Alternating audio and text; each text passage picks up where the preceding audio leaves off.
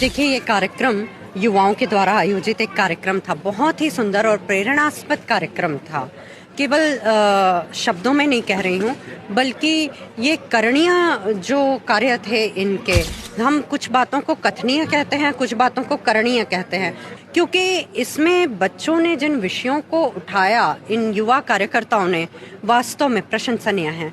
इसमें केवल सतही बातों पे चर्चा नहीं हुई कि बाल विवाह की बात हुई, तो बाल विवाह के कारण और निराकरण पे भी बात हुई। बच्चियों को गुड टच, बैड टच के कैसे आयामों तक इसकी जानकारी कैसे। आप सब जैसे युवा जो आज जागरूक होकर के ऐसे कार्यक्रमों का आयोजन कर रहे हैं, मैं आप सबको नमन करती हूँ, सैल्यूट करती हूँ। आप ही सब वो कड़ी हैं जो समाज में नव परिवर्तन को लाने के लिए जिम्मेदार होंगे। बस आप अपनी जगह पे जहाँ पे खड़े हैं वहीं से ही अपनी दायित्व और अपनी जिम्मेदारी को निभा दीजिए। इतना ही कि हम तक के उस समाचार, उस संदेश को पहुंचा दीजिए, और हम कटिबद्ध हैं उस पे संज्ञान लेने के लिए। अभी कुछ दिन पूर्व ही कांकेर में केवल 22 से 25 किलोमीटर की दूरी पे एक जनजाति रहती थी जिसके विषय में कोई जानकारी नहीं थी। वहाँ के चंद युवाओं ने एकत्रित होकर मुझे सूचना दी, और आज उन जनजातीय लोगों के पास में उनका न केवल आधार कार्ड है, न केवल उनका परिचय पत्र है, बल्कि आज उनके बच्चे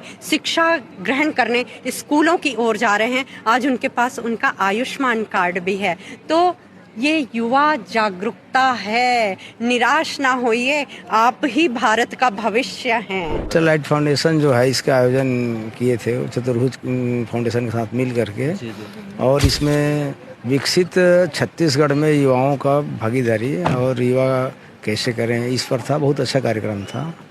जो कार्य आने वाले जो युवा पीढ़ी है और आने वाले जो सामाजिक दृश्य देखते हैं शिक्षा के क्षेत्र में, तो जो एनजीओ है उनकी जो विशेष भूमिका रहती है, प्रशासन द्वारा उसे क्या सहयोग और दिया जा सकता है? शिक्षा तो ऐसा है कि उसकी आवश्यकता है। शिक्षा मनुष्य को पूर्ण मनुष्य बनाने में शिक्षा ही माध्यम है, और छत्तीसगढ़ में शिक्षा के क्षेत्र में बहुत प्रगति हुआ है।